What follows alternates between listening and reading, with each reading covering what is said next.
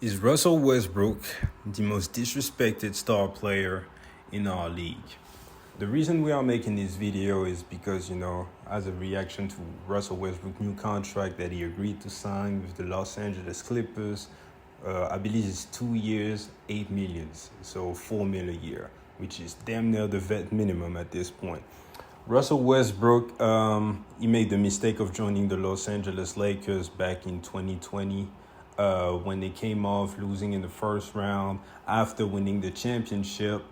They had a lot of injuries, and basically the plan for the Lakers was to form a big three that would allow LeBron or AD to rest a little bit during the regular season, with the mindset that Russell Westbrook, despite his woes and his struggles in the playoffs, he's always been able to carry a team pretty much by himself in a regular season and stack up some wins, right? But what was the recipe for success for Russell Westbrook? You had to give him the ball, first of all, and surround him with shooters and allow Russ to be Russ, quote unquote. Hold on, I hated to hear that quote as a LeBron fan, because on the Lakers, Russell Westbrook, we all knew he wouldn't be the prime ball handler, and they just lacked a lot of shooting, plus the defense, because LeBron at this point of his career is now trying to play a lot of defense. Russell Westbrook has always been, playing the passing lanes, but when it comes to actually sitting down in that chair and defending one-on-one, he ain't trying to do that. And then most of the players were old, they had Melo on the rosters, and I can keep going. So he just ended up becoming a disaster for 2 years. The Lakers were pretty much the joke of the league. Russell Westbrook was viewed as washed up and trashed by a lot of people until he got traded to the Clippers.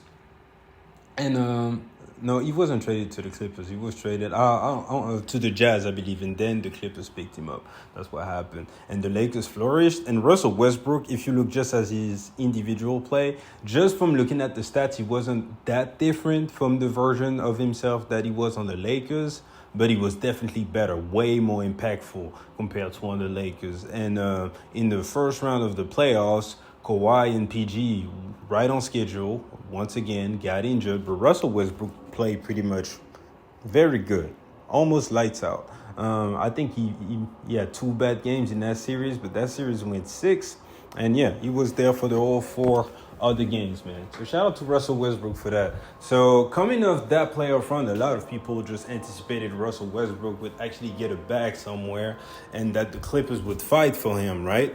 And then this didn't happen because he ended up getting, as I mentioned, $4 million for 2 years. And, in the midst of a free agency in which we saw Fred VanVleet get $130 million, Dillon Brooks get $80 million, and it turns out it's actually $96 million potentially, Dillon Brooks in 4 years, Draymond Green $100 million and all that. So a lot of people was like, how in the hell did Russell Westbrook sign this contract? This is disrespectful. This is a professional. He's available, MVP of the league, right? But the truth is that the Clippers did not lowball Russell Westbrook. Here's why. First of all, they did not own his bird rights, meaning that they cannot go over the cap to re-sign them. Currently, the Clippers are already one of the most expensive, quote-unquote, teams in the NBA, and one of the teams who has to pay the highest salary tax. So even if they could, in 2023, going into 2024, would you as a GM be like, yeah, I'm going to go over the luxury tax for Russell Westbrook? Probably not, right? And still, they couldn't. Legally, again, if you do not own the bird rights of a player, you cannot go over the cap to re-sign him, meaning that they could only offer him 2 years, $7.9 million. Numbered exception. That's the best that the Clippers could do. So this is basically, as funny as it sounds, his max on the Clippers. And I believe that at this point in Russell Westbrook's career, man, he's a very experienced guy. He's been through a lot, won MVP. He competed, been to the second round, been to the finals, everything, right? Made a lot of money. I believe that his last contract with OKC was damn near over $150 million. So at this point, man, for Russell Westbrook, you got to also keep in mind the man got traded 4 times in 5 years. He was in Utah, he was in Washington, he was in Houston, OKC, then LA again. And he's a family man, so every time he would have to move his family and everything. So do I believe Russell Westbrook could have went, I don't know, to the Rockets, for example, back one more time and got 50 mil? Yeah, for sure.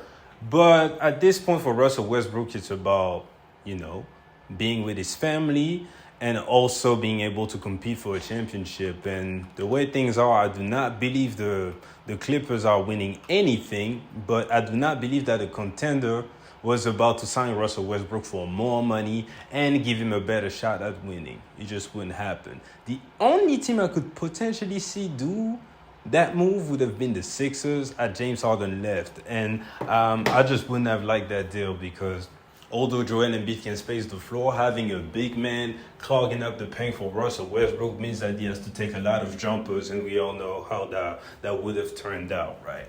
So that's my take about the Russell Westbrook situation. Get in the comment section and give me your thoughts. Is Russell Westbrook disrespected by the Clippers, and is he actually the most disrespected star player that we currently have in this game? And yeah, appreciate you guys for checking me out. See y'all later. Peace.